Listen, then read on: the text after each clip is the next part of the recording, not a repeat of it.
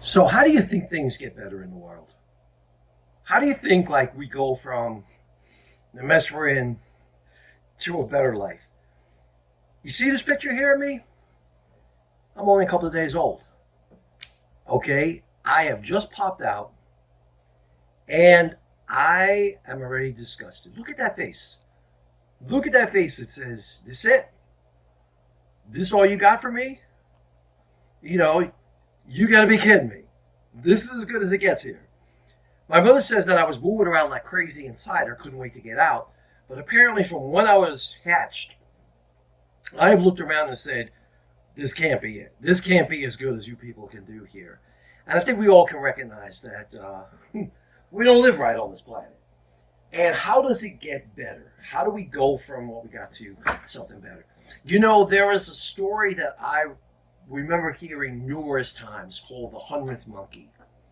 It was about how on the South Pacific Islands, there was all of a sudden the monkeys on this one island started washing their sweet potatoes before they would eat them.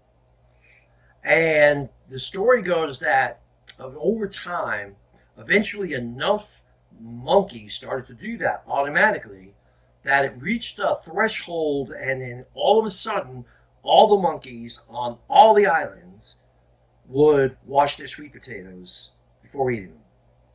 And it was told to us, I heard in a number of like workshops and conferences and, inspirational speakers using it as a way of saying like, as we improve, we reach a threshold whereby something that is automatically better takes root, and all of a sudden it becomes the way you do things.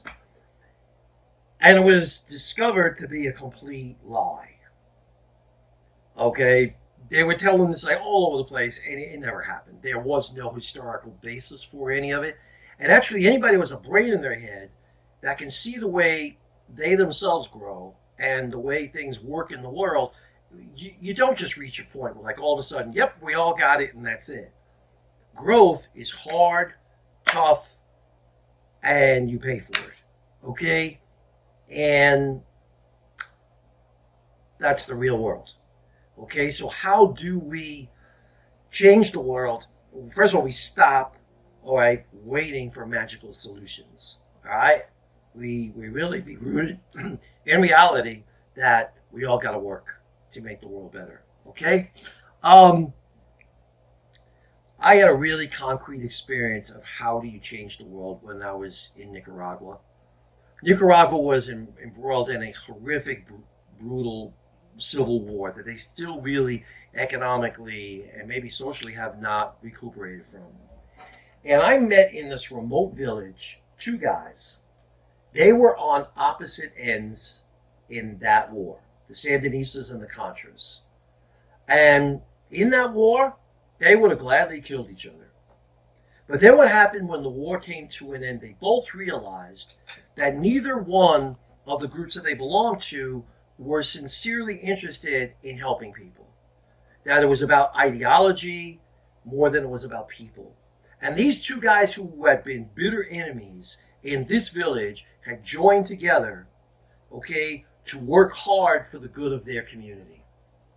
And to see that was, I wanted to remember that, okay, because it really comes down to, it's not ideology that changes the world. It's not even systems that change the world. It's people digging in their heels where they're planted with people who may have been previously enemies for the good of God's work, which is the development of people and his kingdom. Okay, so just some ideas for you. I mean, I could probably do an entire sit-down, long YouTube video about changing the world. In fact, you should read my book, A Civilization of Love, and it is about that to an extent. But I just want to give you a couple ideas out there, okay? So pay attention to that side of yourself that really looks around and says, this can't be as good as it gets. Don't expect change to happen, miraculously out of nowhere. Okay, and really be willing to work hard and sometimes join with people that, you never thought you would. And do that all for the glory of God. Pray and work, okay? God bless you. Go for it. Rock the planet. We need you. Keep shining. Take care.